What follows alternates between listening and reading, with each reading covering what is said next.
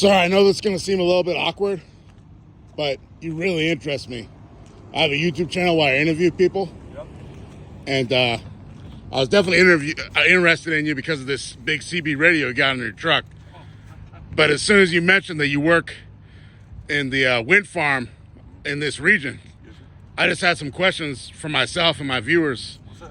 Just about your industry, and you had mentioned you had been out of work for a couple months, which very surprised me a lot because I heard that up in around the New York City metro area, they were building a big wind farm on out in the ocean. They got wind farms everywhere, but we don't do out in the ocean, not with this anyway. That's a totally different deal. Like we've been up in Oregon a lot lately, but the economy, the way the fuel prices are, they've gone so high. A lot of people can't make as much doing it anymore. So a lot of the prices keep going down because everybody's getting underbidded. And just like say, it used to be $7,000 a blade truck driver make, then he'd have to pay us his fuel and everything else. Well, now you're looking at, say he still does it for $7,000. Now his fuel's costing him, God, who knows? It's gone up, what, $2 a gallon more? You're talking about diesel? Yeah. Oh, yeah. Right, of course. I mean, you look at it right down here, it's $4.35 at Walmart, but these truck drivers can't use that. And they're up here at Love's or Pilot or whatever. Yeah, if you go down the hill from Horizon, yeah. So it's just getting tough to make money, man. You know, especially with the economy the way it is. You know, The cost of doing business is getting so tight. everything is. Right. It's just like you notice how gas prices are cheaper than diesel, right? Well, diesel's actually less expensive to make. Well, see, now you start to see food costs go up, so now the driver's got to charge more for diesel and everything else, and it just keeps costing more and more and more.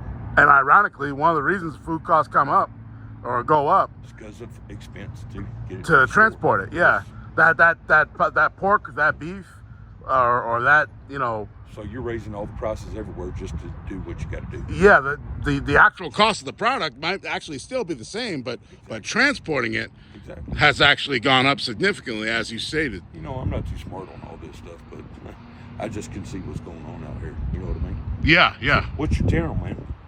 Oh, my channel's called Horizon City News Service, sir. It's really? 4 words. Yes, sir. Oh, Yeah. That's where I'm from, Fort Worth, Texas. I just drove out here. Oh, okay. Yeah. So That's what I love about Horizon is all sorts of people pass through here. yeah, well, I had to stop at Walmart to grab this one thing. By the time I'd get to El Paso, I think I might have had 5 minutes to get in there and get out, so I just stopped here. Yeah. Well, if you're coming from San Antonio out that long stretch of drive, this is literally the first Walmart as soon as you enter El Paso metro area. Yeah, I'm going up here to Santa Teresa, actually, so at exit 8 down there at the truck stop. Santa Teresa, New Mexico. Yeah, that's why you really interested me, and I wanted to make sure I made a video about you. No, man, it's the CB, man. It's good to have them out and about because we have to talk to the drivers anyway, and you got to have a two-way communication. New Mexico law. Okay. Well, actually, any law if you're doing pilot car services. Oh, you're a pilot car. Okay. Yes, sir.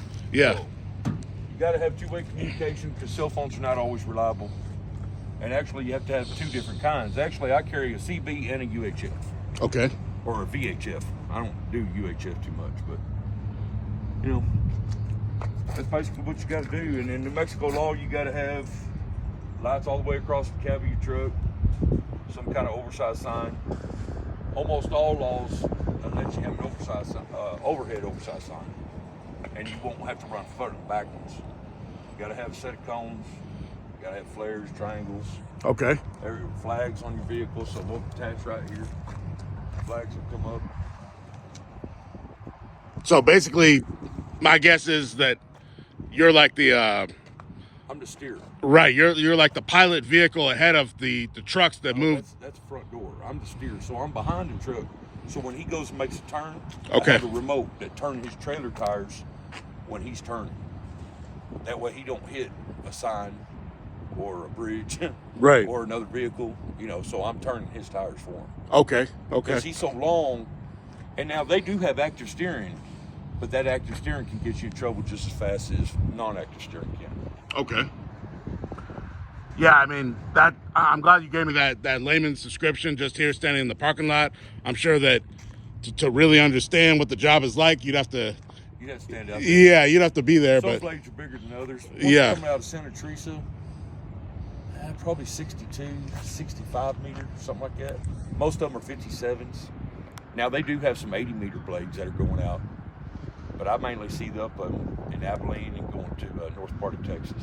Okay. I don't really see them out here very much. Or Oregon, they're doing 72 meters.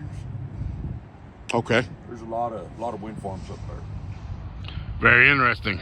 But Texas got more wind energy than any other state.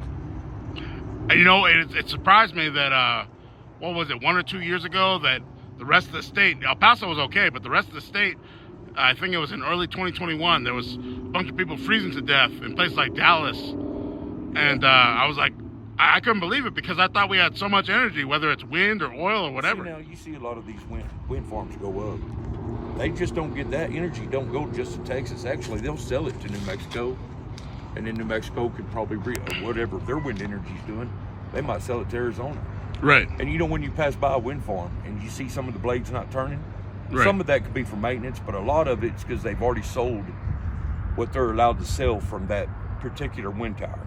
So once all that energy sold from it, they'll shut it down until somebody buys it again. I'm not too sure how that works, but that's why you don't see a lot of them moving. Okay. It's pretty weird. Well, you know, it's like any industry. A lot of things to the naked eye, a lot of things to the layman might be like, well, why is this happening? Why are they doing it like this? But if you actually worked in the industry, you know, whether it's management or rank and file or anybody in between, there's actually a reason why certain things happen. Exactly. Yeah. I don't think we'll be able to get rid of oil and gas anytime soon. Not in our lifetime. No. Not in our lifetime. And, I mean, great, everybody's getting an electric car, but man, I just don't think it can handle it. All just the windmills we got now or the wind turbines we got now, it's not going to be able to handle it. Well, in my opinion, you know, we're simply living in our chapter of history because basically in the 1870s to the 1890s, once the automobile was being invented, you had a bunch of people saying like, well, that's just childish nonsense, you know, an automobile. You know, what are you talking about? We're always going to be riding horses. And then by the time the turn of the century came for 1900, you know, and by the time the 1920s came, everybody's like, okay, I get it. Man. Yeah. Look at all the infrastructure that it built. Right.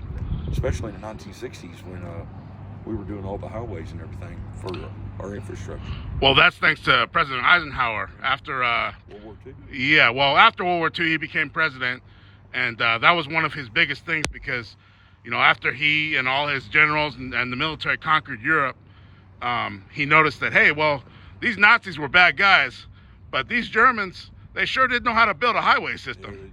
Yeah, and so he's like, let's build this in America.